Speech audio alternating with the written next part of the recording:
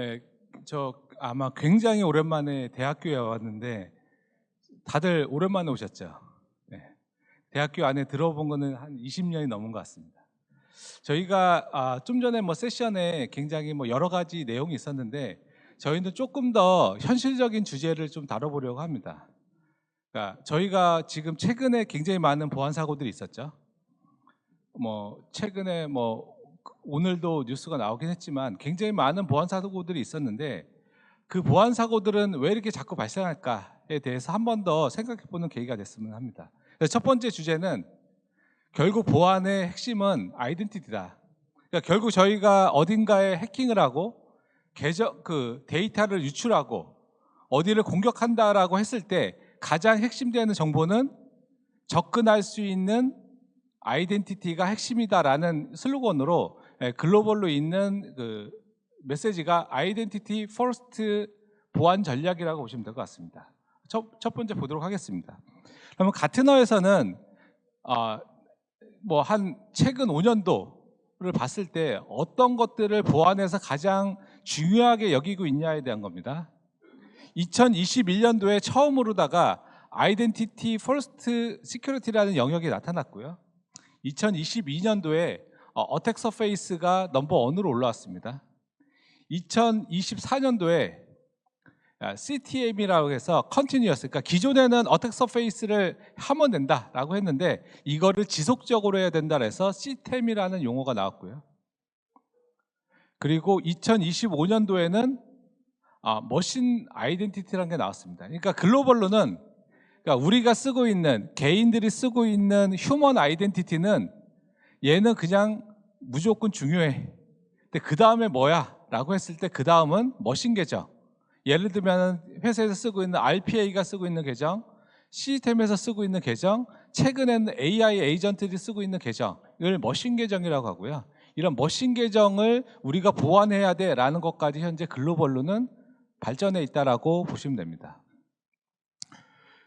그래서 2021년부터 이때가 언제냐면은 저희가 코로나가 발생하고 글로벌로 랜섬웨어라는 것들이 굉장히 화두가 되고 재택근무가 활성화되던 시절입니다.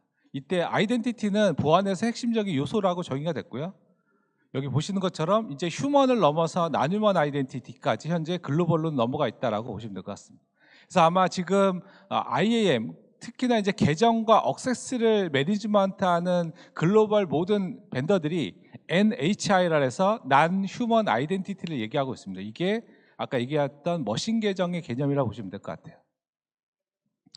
국내는 어쩌냐 보면은 우리가 저도 받았습니다. 22가지인가 정보가 유출됐다고 하더라고요. SKT 사건에 있었죠. 아마 국내 보안 업계에서 굉장히 탑 랭크에 있는 임팩트 있는 아마 보안 사고였던 것 같습니다. 그리고 여기 보시는 것처럼 예스24, 현대, 최근에 롯데카드까지 이거를 공통점을 보면은 첫 번째가 아이덴티티의 유출입니다.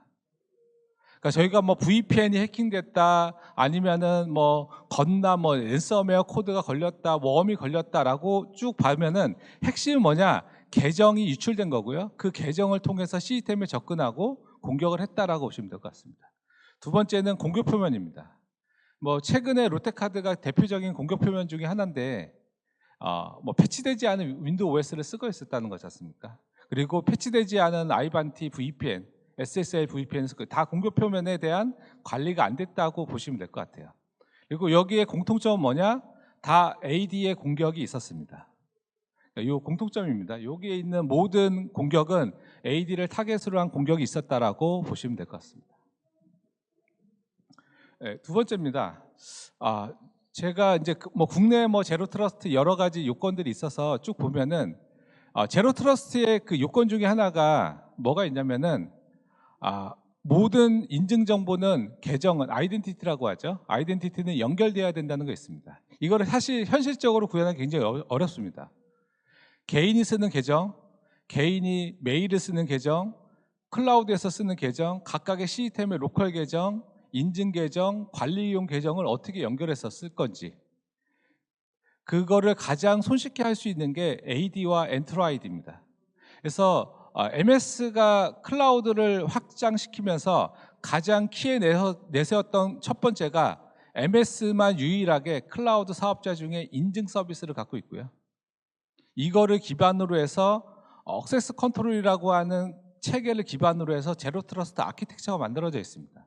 근데 이미 AD 기반의 AD 기반의 데이터는 온프라미스에 있는 아이디와 엔트로 아이디, 보통 클라우드에 있는 아이디는 내부적으로 연결 정보를 갖고 있고요. 하나의 축으로 다 연결되게 되어 있습니다. 그래서 이쪽 그 제로 트러스트 아키텍처에서 연계 및 사용자 관리 쪽에 최적화 모델, 온프라미스에 있는 아이디와 클라우드에 있는 아이디는 연결돼야 된다라는 것을 유일하게 지원하는 서비스라고 보시면 될 것 같습니다.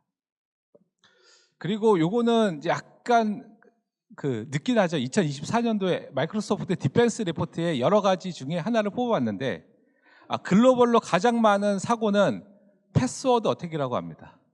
피싱 뭐 여러 가지 있죠. 스미싱도 있고 여러 가지 있는데 패스워드 어택이 가장 많고 그 다음에 일부가 MFA 어택. MFA도 뭐 잘 아시겠지만 해킹된 사례들이 좀 있죠. 제가 들었던 가장 재밌는 사례는 한번 생각해 보세요. 제가 이제 담당자입니다. 이제 퇴근을 와서 집에서 자고 있었어요. 근데 계속 MFA 문자가 막 옵니다. 무시하고 뭐 확인돼 계속 뭐 무시하겠죠. 자다가. 근데 어느 순간 전화가 옵니다.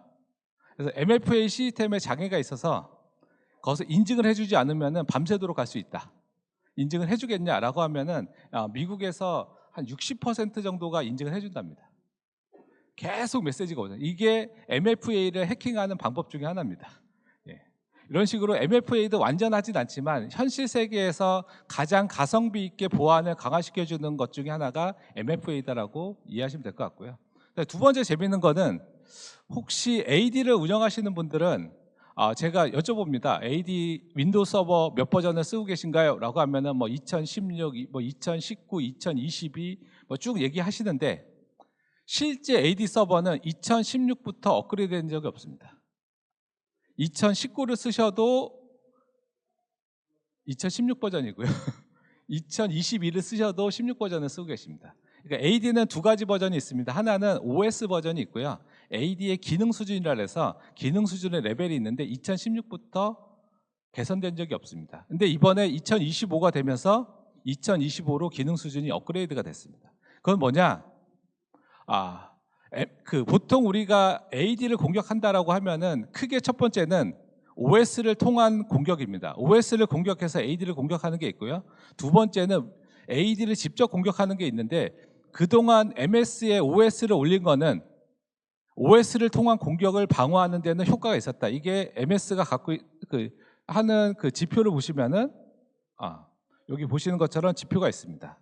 그런데 2025로 업그레이드를 하시게 되면은 AD를 공격하는 것들도 훨씬 더 높은 보안 수준을 제공해 준다 이렇게 이해하시면 될 것 같고요.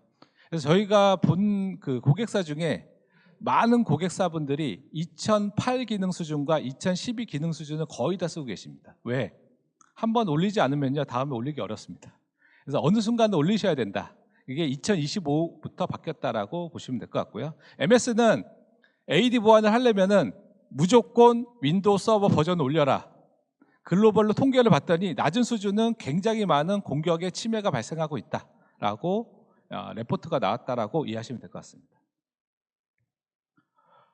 근데 여기서 첫 번째 퀘션이죠. 제가 고객사 여러 개의 기업을 다니면서 들었던 가장 많은 문의입니다. AD를 왜 공격해요? 왜 공격을 하는지 몇 가지를 보도록 하겠습니다. 심플한 컨셉입니다. 우리 회사에 단말이 1000대가 있습니다. 제가 여쭤볼게요.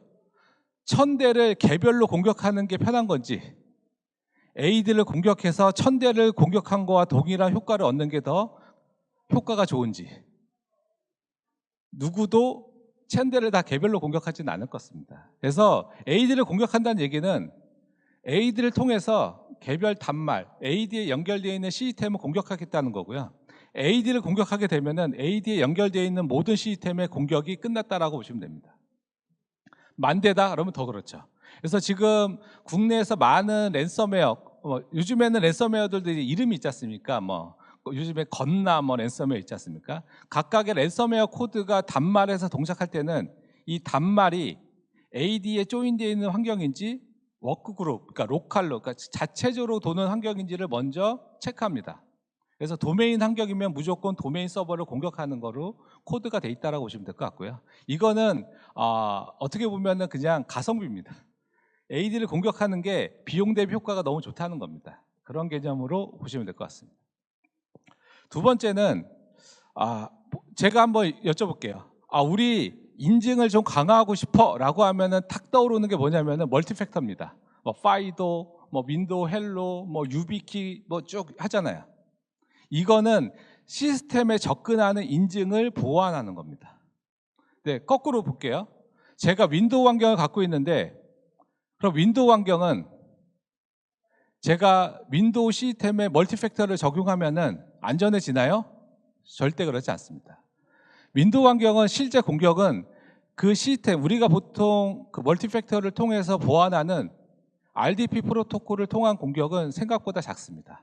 대부분 백엔드에 있는 SMB, RPC, WMA 같은 프로토콜을 통해서 공격합니다. 이게 전체 공격의 85%입니다. RDP를 통한 공격은 윈도우가 갖고 있는 RDP의 취약을 이용하는 거지 RDP 프로토콜을 직접적으로 공격해가지고 하는 경우는 없다라고 보시면 되거든요. 그래서 기존에 있는 보안 체계, 접근 통제, IPS, 멀티팩터, 싱글 사인온 어떤 형태의 보안 체계도 윈도우 환경이 갖고 있는 보안을 완벽하게 보완할 수가 없습니다. 그러니까 국내에서 예전에 우리가 가장 크게 이슈됐던 거 있잖아요. 랜섬웨어 아마 제가 볼 때는 아마 시초가 된 워너크라이. 워너크라이가 SMB 버전 1을 통한 공격입니다. 그래서 지금 국내에서는 금융은 SMB를 못 쓰게 돼 있죠.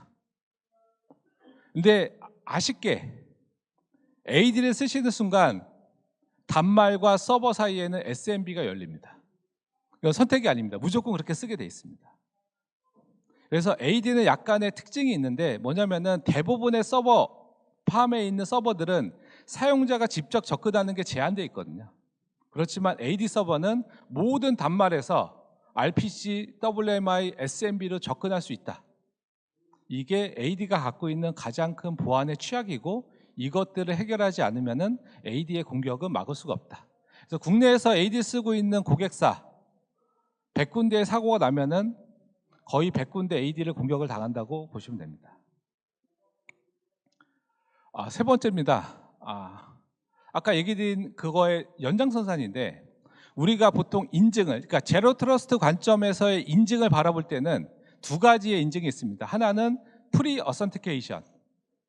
우리가 윈도우 안에다가 윈도우 헬로 같은 거 해가지고 멀티팩터 하는 게 첫 번째. 근데 거기에 접근했습니다. 그럼 그 다음에는 통신이 여러 개 있겠죠.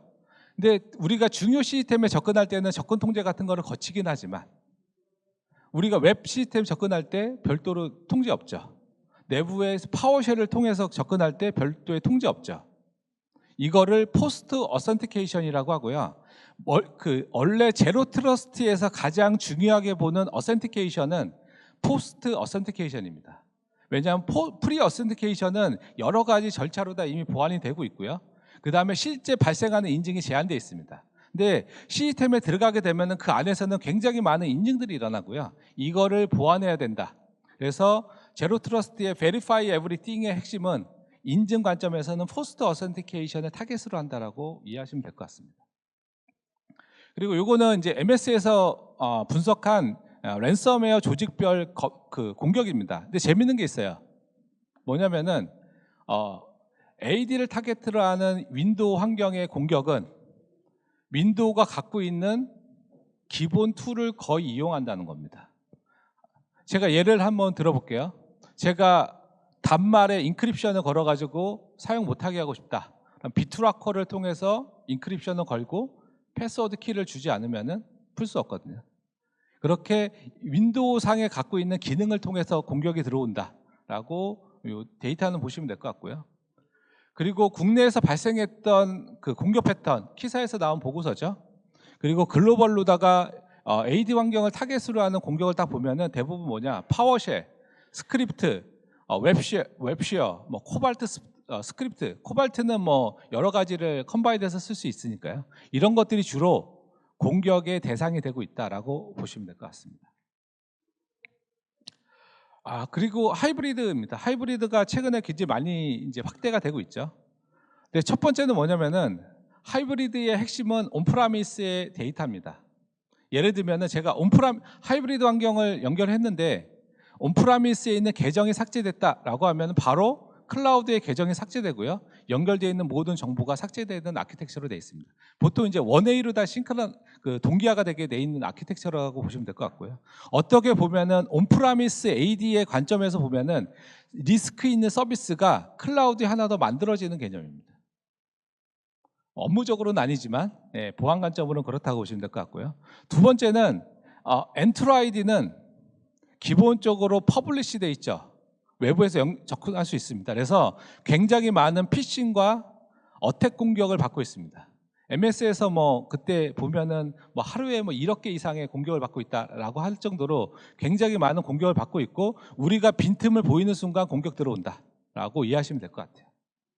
그다음에 세 번째는 여기에 서비스들이 계속 연결되고 있죠. 그럼 제가 거꾸로 여쭤보면은 그럼 우리가 현재 엔트라 아이디 기반, M365 기반의 하이브리드 환경을 갖고 있는데 우리가 구성한 이 M365 환경은 안전한지에 대해서 검토되고 있냐에 대한 퀘셔닝입니다. 제가 다녀본 많은 기업에서 사실 보안을 집중적으로 한 적이 별로 없습니다. 뭐 MS의 M365에 가면은 굉장히 많은 보안의 어떤 데이터들도 있고 뭐 체계들도 있고 필요하면 구매할 수 있는 것들도 있긴 하지만 이게 체계화돼서 정리돼서 우리가 현재 보안 수준이 어떤지 우리가 갖고 있는 취약이 뭔지 어떤 걸로 개선해야 되는지에 대해서 사실 시장에 잘 정리되고 있지 않다. 결국은 M365가 공격을 당하면은 이런 생각할 수 있죠. M365 공격 당하면은 그냥 M365에서 끝나지 않아? 라고 하는데 모사에서 모이해킹을 했고요. M365를 공격해서 온프라미스 AD까지 들어올 수가 있습니다. 설정에 따라서 그런 공격 경로도 가능하다고 보시면 될 것 같고요. 근데 재밌는 거는 우리가 갖고 있는 공격의 표면을 보면은 여기 보시는 것처럼 액티브 디렉토리가 훨씬 다른 서비스에 비해서 훨씬 많습니다. 그건 뭐냐면은 에이드는 기본적으로 단말과의 접근 포인트를 갖고 있고요. 단말과 2만 개 이상의 아이포트들이 연결됩니다. 그래서 잘 아시겠지만 보안 관점에서 네트워크가 열리는 순간 공격의 경로가 만들어지는 거거든요. 그래서 근데 단말과 AD 서버는 굉장히 많은 경로들이 만들어지는 아키텍처로 되어 있다. 그래서 여기 보시는 것처럼 굉장히 높은 노출 순위를 가지고 있다는 거고요. 그래서 국내에서 저희가 한 60개에서 70개사 정도에서 보안 평가를 해봤습니다. 가장 낮은 데가 20점대, 가장 높은 데가 70점대, 평균 50점대가 나왔습니다. 그래서 제가 그런 질문도 받아봤습니다. 한 70점 정도 나왔어요. 그랬더니 이 정도면 괜찮은 건가요? 라고 문의를 주셔서 제가 답을 드렸죠. 취약점 검사하셨는데 10개 중에 7개만 개선하고 3개는 개선 안 하시냐? 그건 아니다. 그건 다 개선해야 된다. 이거 똑같다. 라고 답을 드렸던 게 있는데 50점대라고 하면은 굉장히 낮은 수준이라고 보시면 될까요? 취약점을 갖고 있는 겁니다. 근데 더 재미있는 게 있습니다. 한번 저희가 우리가 알고 있는 그룹사가 있고요. 중소의 작은 회사가 있습니다. 대부분의 보안 점수는 대기업이 훨씬 높죠. 중소기업이 낮고. 근데 AD는 대기업이 낮고 중소기업이 높습니다. 왜 그러냐? 중소기업은 AD를 구축해서 아무것도 손을 안 댑니다. 손을 안 대니까 문제가 없어요. 근데 대기업은 뭐 M365도 연동하고 뭐 VPN도 연동하고 뭐 단말에 DRM도 연동하고 뭐 단말도 조인하고 계정도 만들고 뭐 관리자도 여러 명이고 여러 가지가 만들어지니까 이게 다 공격 표면으로 나타납니다. 그래서 저희가 제가 알고 있는 보안 영역에서 아마 AD만 유일하게 엔터프라이즈 기업이 더 낮은 점수를 갖고 있습니다. 그래서 아까 얘기드린 20점대는 다 엔터프라이즈 기업입니다. 중소 제조기업은 낮아봐야 50점대입니다. 30점대도 있었고요. 아까 저희가 봤던 사고 난 데 20점대, 30점대 엔터프라이즈 기업이 다 그렇습니다. 그래서 우리는 AD를 진짜 많이 써요 라고 하면 30점입니다. 근데 우리는 아무것도 안 써요 그러면 한 70점 나오고요. AD, 윈도우 서버에 AD 서버만 딱 올린 상태로 딱 시정하면 80점이 나옵니다. 그러니까 우리는 80점에서 손을 대는 순간 점수를 깎아먹는다 이렇게 이해하시면 될 것 같아요. 그래서 몇 가지 사례를 보도록 하겠습니다. AD를 공격하는 공격 경로는 세 가지입니다. 하나는 직접 공격하는 겁니다. 두 번째는 관리자 단말을 통해서 공격하는 거죠. 관리자 계정을 탈취하는 공격. 세 번째는 일반 단말을 공격해서 권한 상승을 해서 들어가는 건데 대부분의 공격은 일반 단말을 통한 공격이 대부분이라고 보시면 될 것 같아요.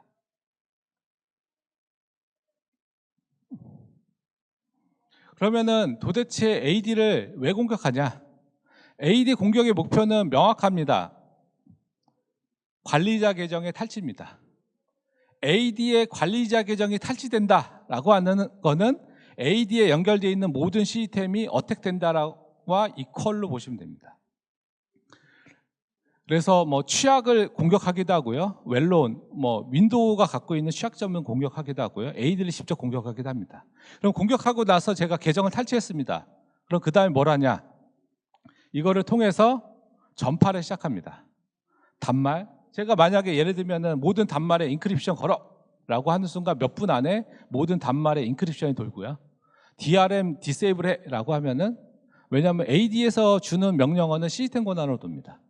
그래서 DRM 디세이블, 오디트 디세이블, 거기에 있는 디펜더 디세이블, 그래서 단말을 무력화시키고요. 단말을 통해서 다른 시스템으로 접근하는, 어떻게 보면은 AD는 다른 시스템으로 접근하기 위한 통로, 그 통로의 핵심은 단말과 연결되어 있는, 모든 단말에 연결되어 있는 통로라는 개념으로 이해하시면 될 것 같아요.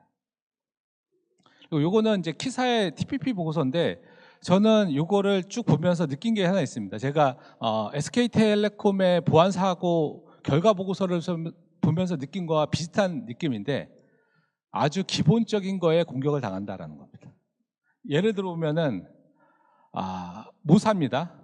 해킹을 당했습니다. 랜섬웨어 당해서 기사에도 나오고 데이터가 유출되고 협박을 받고 있고 쭉 나왔습니다. 가봤더니 디폴트 어드미니스트레이터라고 하는 루트 계정이 탈취됐습니다. 왜 탈취됐나? AD 서버를 외부로 오픈했습니다. 왜 오픈했냐? 재택근무를 해서 외부에서 AD에 조인할 필요가 있었대요. 그래서 내부에서 외부로다가 원웨이로다 TCP를 열었습니다. 그러면은 외부에서 내부로 들어오지 않을 거니까요. 그래서 보통 우리가 DMZ에서 리버스 프락시 형태로 해가지고 원웨이로다 TCP를 열고요. AD를 조인을 걸게, 그러니까 외부에서도 내부에 있는 AD에 조인하게 만들었습니다. 그래서 디폴트 어드미니스트레이터 탈취됐고요. 랜섬웨어가 걸렸습니다. 아주 기본적인 게 안 지켜진 겁니다. 그러니까 저는 어느 순간 그런 생각을 해봤어요. 우리가 지금 굉장히 많은 AI의 보안, AI를 통한 공격 얘기하고 있는데, 우리는 그런 기본적인 게 지켜지고 있나? SKT의 보고서를 보면서 느낀 게 기본적인 계정 관리가 되고 있지 않다. 패스워드 아이디가 어디선가 플레인으로 저장돼 있고, 그러면 아무리 높은 수준의 보안을 해도 뚫릴 수밖에 없습니다. 제가 예를 들어 볼게요. 우리가 VPN을 ZTA를 통해서 네트워크가 연결되고 있는 여러 가지 환경의 보안을 쫙 가지고 있어요. 근데 제가 관리자 계정을 탈취했습니다. 그 단말을 탈취했어요. 계정을 갖고 있지 않습니까? 그럼 모든 액션은 정상 액션으로 넘어가고요. 모든 보안은 바이패스 돼 버립니다. 그러면은 보안이 무용지물이 되고요. 저희가 50군데 이상의 아까 얘기 드린 것처럼 진단을 하면서 느낀 거는 뭐냐면은, 기본적으로 AD가 갖고 있는 계정과 권한에 대해서는 관리가 너무 되고 있지 않다. 10년 이상의 관리자 계정이 바뀌지 않은 것도 굉장히 많고요. 어드미니스트레이터 계정을 그냥 운영 목적으로 쓰고 단말에서 쓰고, 단말에서 쓴 계정은 미미카츠를 통한 크레덴셜 덤핑을 통해서 바로 탈취가 되고요. 그 단말을 외부로 나가서 재택근무 환경에서 쓰면은 그 단말이 탈취되면 바로 관리자 계정이 탈취됩니다.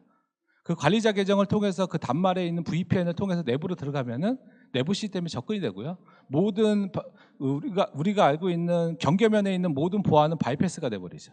이 상태로 공격이 들어가면은 모든 보안 프로그램에서 얘는 탐지가 안 됩니다. 왜냐하면 정상이니까요. 정상 계정을 통해서, 정상 단말을 통해서 정상적인 접근으로 들어오면은 모든 보안에서 얘는 바이패스가 돼버리거든요. 이런 것들이 국내에서 너무 많다는 겁니다. 그런 개념으로 이해하시면 될 것 같고요. 그리고 뭐 우크라이나 사고, 골프존, 아이반티, 솔라이즈 다 AD를 통한 공격이라고 보시면 될 것 같고요. 그래서 저희가 제안드리는 AD 보안은 크게 두 가지입니다. 하나는 기본적으로 갖고 있는 취약점을 제거해야 된다. 어택 서페이스 측면이고요.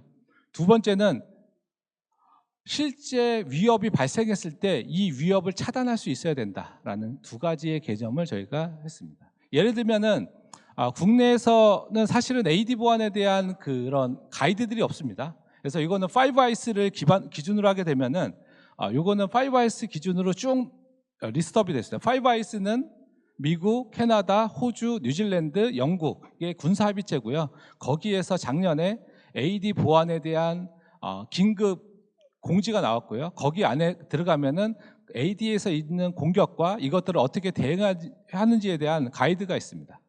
이 가이드가 미국의 시사나 NIST의 기본 가이드가 되고요. 그러니까 5개의 나라에서는 이게 기본 가이드가 된다고 보시는 것 같아요. 이거를 기준으로 하게 되면은 이렇게 솔루션들이 지원을 합니다. 그리고 예를 들면은 저희가 예를 들어 볼게요. 저희가 A라는 단말에 이상이 막 발생합니다. 근데 그걸 차단할 수 있나요? 단말을 아이솔레이션 시킬 수 있나요? 만만치 않죠. 제가 C문에 연동을 해서 이 단말이 이상한 것 같아.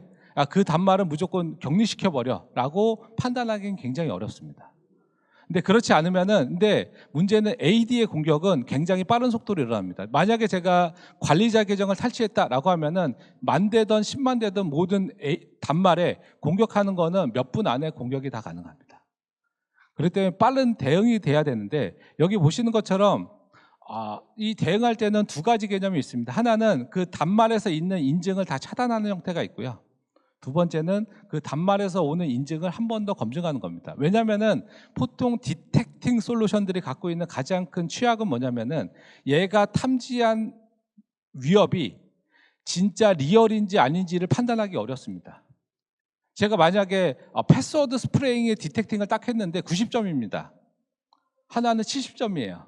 그럼 90점을 차단하고 70점을 차단 안 할 수 있나요? 못합니다. 100이 없고요. 그 근방에서 왔다 갔다 합니다. 그렇기 때문에 사실은 단말에서 일어나는 위협을 선제적으로 차단하는 건 굉장히 어렵고요. 그래서 여기에 한 번 더 검증을 하는 겁니다. 이쪽 단말에 현재 패스워드 스프레잉이 의심되는데 이 계정은 이걸 쓰고 있어. 근데 이게 진짜 맞아? 정상적인 액션이야? 라를 그 계정의 오너한테 한 번 더 확인해서 검증하는 게 요 베리파이라고 보시면 될 것 같습니다. 이 액션은 시스템에 접근할 때뿐만 아니고요. 파워쉘, 커맨드, 어떤 형태의 인증이 발생하는 것도 다 검증한다라고 보시면 될 것 같습니다. 그리고 이제 프로토콜입니다. 프로토콜은 다들 아실 거예요. 우리가 지금 은행에서 우리 SMB 써야 돼. SMB는 우리 허용되지 않아. 이거는 다 누구나 알고 있는 거지 않습니까? 그렇죠? 근데 우리가 쓰고 있는 인증에 대해서는 생각보다 느슨합니다. 예를 들면은 NTLM 버전1을 쓰고 있다. 아마 지금 제가 알고 있는 범위 내에서는 삼성그룹은 NTLM 버전1이 허용되지 않는 걸로 알고 있고요. 정책적으로. 많은 그룹사에서는 정책적으로다가 NTLM 버전1을 쓰지 못하게 하고 있습니다. 그리고 MS도 NTLM 버전1은 조만간 윈도우에서 삭제될 예정입니다. 그리고 NTLM이라는 인증 자체가 몇 년 내 2027년까지 해서 윈도우 시스템에서 삭제될 예정입니다. 거기에 커버로스가 쓰고 있는 암호화 수준, 낮은 암호화 수준도 계속 삭제될 예정이고요. 이런 것들을 모니터링해서 대응하셔야 되고요. 그래서 MS는 지금 어떤 가이드를 갖고 있냐? 커버로스를 무조건 써라. 근데 NTLM을 쓰고 있는데 바로 바꾸기 어려워라고 하면은 네고시에이트 프로토콜을 써라 라고 가이드가 돼 있고요. 그래서 이미 선제적으로 움직이는 데가 있고요. 아직도 NTLM을 레가시 인증을 아직도 많이 쓰고 있는 데가 있는데 이거는 개선을 하시지 않으면 향후 윈도우 서버를 업그레이드 할 때 하나의 문제가 될 수가 있습니다. 근데 제가 사고 난 데 갔을 때 가장 많이 받는 질문입니다.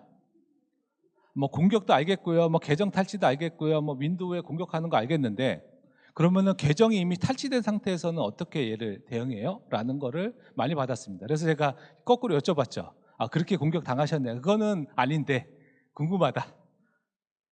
예를 들어 볼게요. 제가 이미 관리자 계정의 탈취가 끝났습니다. 어떤 경로를 통하는지는 모르지만. 그래서 해커는 내 단말, 그러니까 시스템에 접근할 수 있는 단말에 접근을 할 수 있다.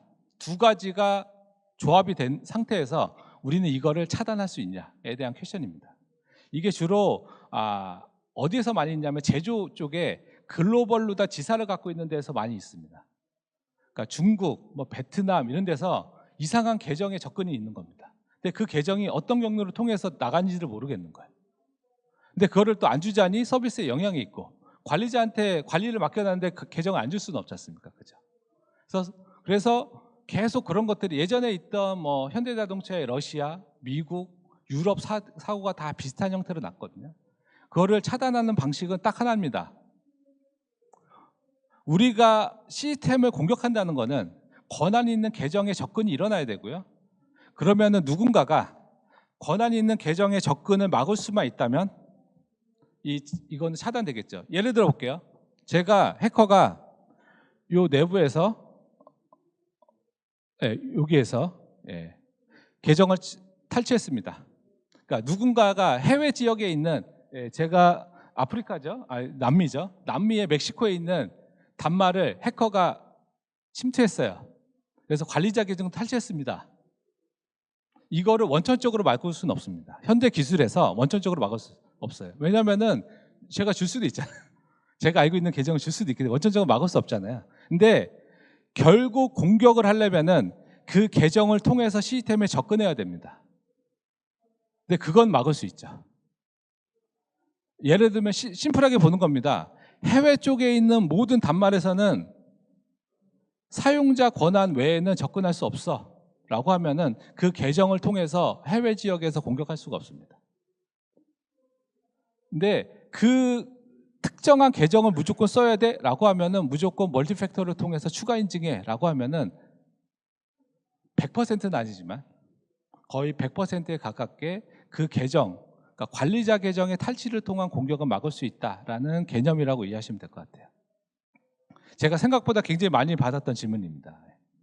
왜냐하면은 어느 날 갑자기 시스템에 봤는데 관리자 계정을 중국에서 접근하는 겁니다. 미국에서 접근하고요. 이상한 접근 기록이 있고 찾아봤더니 관리자 계정에 접근이 있는 거죠. 근데 어떤 경로를 통해서 저희가 아마 저랑 비슷한 생각하실지 모르겠는데 제가 랜섬웨어 사고가 난데 제가 참여하지 않는 데 쪽에 분석 보고서를 보면서 가장 큰 퀘션이 하나 있었어요. 처음이 없습니다. 처음에 왜 이게 유출됐는지가 없어요.